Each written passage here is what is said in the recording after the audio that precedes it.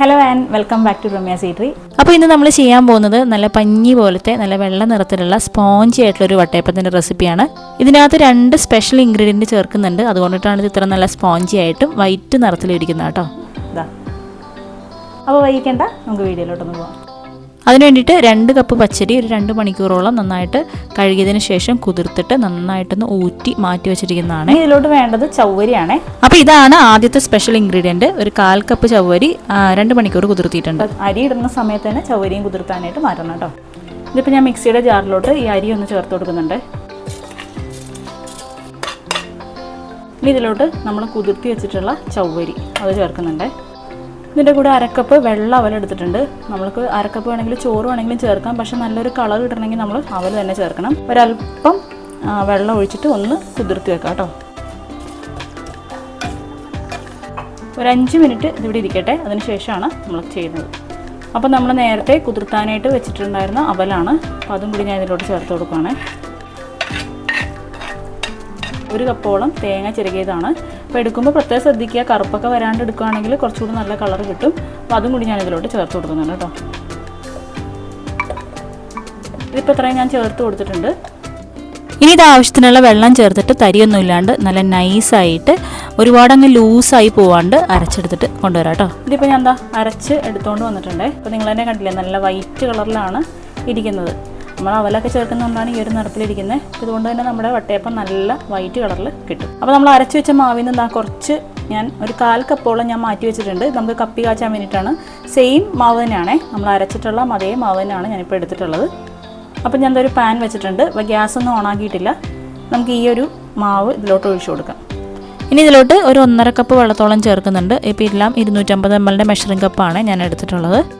നന്നായിട്ടൊന്ന് മിക്സ് ആക്കിയതിന് ശേഷം ഇത് ഗ്യാസിലോട്ട് വെച്ച് കൊടുക്കാം. ഇപ്പോൾ റെഡി ആയിട്ടുണ്ട്. ഒന്ന് കുറുക്കിയെടുക്കാം.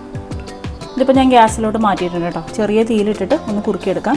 ഒരുപാട് അങ്ങ് ടൈറ്റ് ആവണ്ട, ഒരു മീഡിയം തിക്നെസ് ആകുമ്പോൾ നമുക്കിത് ഓഫാക്കി കൊടുക്കാം. കുറച്ചുകൂടി ഒന്ന് തിക്കായിട്ട് ഒന്ന് കുറുകി തുടങ്ങിയിട്ടുണ്ട്. അതായത് കുറച്ചുകൂടി വീണ്ടും ഒന്നുകൂടി ഒന്ന് ടൈറ്റായി തുടങ്ങിയിട്ടുണ്ട്. നമ്മുടെ കപ്പി കാച്ചിയത് ഇവിടെ റെഡി ആയിട്ടുണ്ട്.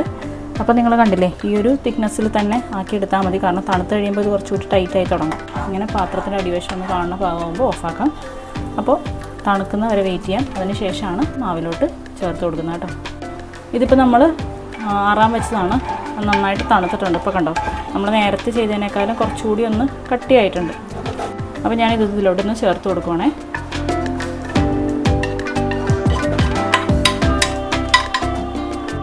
ഇനി ഇതിൻ്റെ കൂടെ ഞാൻ ഒരു 1/4 ടീസ്പൂണോളം ഉപ്പ് ചേർക്കുന്നുണ്ട്. ഇനി ഇതിലോട്ടൊരു 3/4 കപ്പോളം പഞ്ചസാര ചേർക്കുന്നുണ്ട്. ഇപ്പോൾ ഏകദേശം ഒരു ആവശ്യത്തിനുള്ള മധുരം ഉണ്ടാവുള്ളൂ. ഇനി നിങ്ങൾക്ക് കൂടുതൽ മധുരം വേണമെന്നുണ്ടെങ്കിൽ 1 കപ്പോളം ചേർത്ത് കൊടുക്കാം കേട്ടോ. അപ്പോൾ അത് ഞാൻ ചേർക്കുന്നുണ്ട്. ഇനി ഇതിലോട്ട് ഒരു 1/2 ടീസ്പൂണോളം ഇൻസ്റ്റൻറ്റ് ഈസ്റ്റാണ് ചേർത്ത് കൊടുക്കുന്നത്. ഇനി എല്ലാം കൂടി ചേർത്ത് നമുക്കിതൊന്ന് നന്നായിട്ടൊന്ന് അരച്ചെടുക്കാം. അപ്പം മാവ് ദാ നിന്ന് അരച്ച് കൊണ്ടുവന്നിട്ടുണ്ട്. കണ്ടോ, തരിയൊന്നും ഇല്ലാണ്ട് നന്നായിട്ട് അരച്ചെടുത്തിട്ടുണ്ട്. അപ്പോൾ നമുക്കിതൊരു ബൗളിലോട്ട് ഒഴിച്ചു കൊടുക്കാം കേട്ടോ. അപ്പോൾ വലിയൊരു ബൗൾ നോക്കിയിട്ട് വേണം എടുക്കാൻ, കാരണം ഇത് നന്നായിട്ട് പതഞ്ഞ് പുറത്തോട്ട് വരും. ഇനി ഇതിലോട്ട് നമ്മുടെ സ്പെഷ്യൽ ഇൻഗ്രീഡിയൻ്റ് ആയിട്ടുള്ള 1 സ്പൂൺ എണ്ണ ചേർക്കുന്നുണ്ട്. ഇത് ചേർക്കുമ്പോൾ നമ്മുടെ അപ്പം കുറച്ചുകൂടി നല്ല മയവും നല്ലൊരു സോഫ്റ്റ്നെസ്സും ഉണ്ടാവും. ഇനി ഇത് നമുക്ക് റെസ്റ്റ് ചെയ്യാനായിട്ട് മാറ്റി വെക്കണം. ഏകദേശം ഒരു 2-3 മണിക്കൂറിനുള്ളിൽ തന്നെ നന്നായിട്ട് പൊങ്ങി വരും. ഇപ്പോൾ തണുപ്പുള്ള സ്ഥലമാണെങ്കിൽ അതനുസരിച്ച് കുറച്ചൊരു ടൈം വേണ്ടി വന്നേക്കാം. അപ്പോൾ ഞാനിപ്പോൾ എന്തായാലും മാവ് റെസ്റ്റ് ചെയ്യാൻ വേണ്ടിയിട്ട് ഒന്ന് അടച്ച് വെക്കുന്നുണ്ട് കേട്ടോ. അപ്പോൾ നന്നായിട്ട് പൊങ്ങി വരുന്നവരെ വെയിറ്റ് ചെയ്യാം. ഇതിപ്പോൾ ഏകദേശം ഒരു 2.5 മണിക്കൂർ കഴിഞ്ഞപ്പോൾ തന്നെ മാവ് നന്നായിട്ട് പൊങ്ങി ഒരു ഡബിൾ സൈസിലോളം വന്നിട്ടുണ്ട്. നല്ല ഐസ്ക്രീം പോലാണ് മാവ് ഇരിക്കുന്നത്. അപ്പോൾ ഈ മാവിന് നമ്മൾ ഇളക്കി കൂട്ടേണ്ട ആവശ്യമൊന്നുമില്ല, കാരണം നമ്മളെല്ലാം ഓൾറെഡി മിക്സ് ചെയ്ത് വെച്ചിട്ടുള്ളതാണ്. മുകളിൽ നിന്ന് ഇത് ഇതുപോലെ പത മാത്രം എടുത്തിട്ട് നന്നായിട്ട് നെയ്യ് തടവിയിട്ടുള്ള ഒരു സ്റ്റീൽ പാത്രത്തിലോട്ട് ഒഴിച്ചു കൊടുത്താൽ മതി. ഞാനിപ്പോൾ ഏകദേശം ഒരു 3/4 ഭാഗത്തോളാണ് ഫില്ല് ചെയ്തിട്ടുള്ളത്. കാരണം നമ്മളിനി സ്റ്റീമൊക്കെ ചെയ്ത് വരുമ്പോൾ അത് കറക്റ്റായിട്ട് പൊങ്ങി വന്നോളും. ഇതിപ്പോൾ ഞാൻ സ്റ്റീമറിലോട്ട് മാറ്റിയിട്ടുണ്ട്. അപ്പോൾ ഏകദേശം ഒരു 10-15 മിനിറ്റോളം ഇതൊന്ന് ആവി കയറ്റി എടുക്കണം. അപ്പോൾ നന്നായിട്ട് ആവി കയറി നമ്മുടെ വട്ടയപ്പം നന്നായിട്ട് വെന്ത് വന്നിട്ടുണ്ട്. അപ്പോൾ ഞാനിത് പുറത്തോട്ടൊന്ന് എടുത്തതാണ് കേട്ടോ. അപ്പോൾ നന്നായിട്ട് ആറിയതിന് ശേഷം വേണം ഇത് സ്റ്റീൽ പാത്രത്തിൽ നിന്ന് എടുക്കാനായിട്ട്. അപ്പോൾ അപ്പം നന്നായിട്ട് തണുത്തിട്ടുണ്ട്. തണുത്തതിന് ശേഷം മാത്രമേ ഇതിനകത്ത് ഇതുപോലെ വിടിയിപ്പിച്ചെടുക്കാൻ പാടുള്ളൂ കേട്ടോ. ഇപ്പോൾ പതുക്കെ നമ്മളിങ്ങനെ എടുക്കുമ്പോൾ തന്നെ നന്നായിട്ട് ഇളകി സൈഡിൽ നിന്ന് ഇങ്ങനെ വരും. കണ്ടോ, നല്ല വൃത്തിയായിട്ട് പാത്രത്തിൽ നിന്ന് നല്ല നീറ്റായിട്ട് നമുക്കിതുപോലെ ഇളക്കിയെടുക്കാനായിട്ട് സാധിക്കും. പിന്നെ ഇത് ഒട്ടിപ്പിടിക്കുന്ന പ്രശ്നങ്ങളൊന്നുമില്ല. നല്ല സ്പോഞ്ചി ടെക്സ്ചറിൽ തന്നെ നമുക്കിത് കിട്ടും. പാത്രം കണ്ടില്ലേ, നല്ല ക്ലീനായിട്ട് നമുക്ക് കിട്ടും. അപ്പോൾ ഞാനിതൊന്ന് കട്ട് ചെയ്തും കൂടി കാണിച്ചു തരാം. അപ്പോൾ നിങ്ങൾക്ക് ഇത് എത്രത്തോളം സോഫ്റ്റ് ആണെന്ന് മനസ്സിലാവും. ഇത് കണ്ടില്ലേ, വളരെ സോഫ്റ്റ് ആയിട്ടുള്ളൊരു ടെക്സ്ചറാണ്. പഞ്ഞി പോലെ നമുക്ക് കിട്ടും.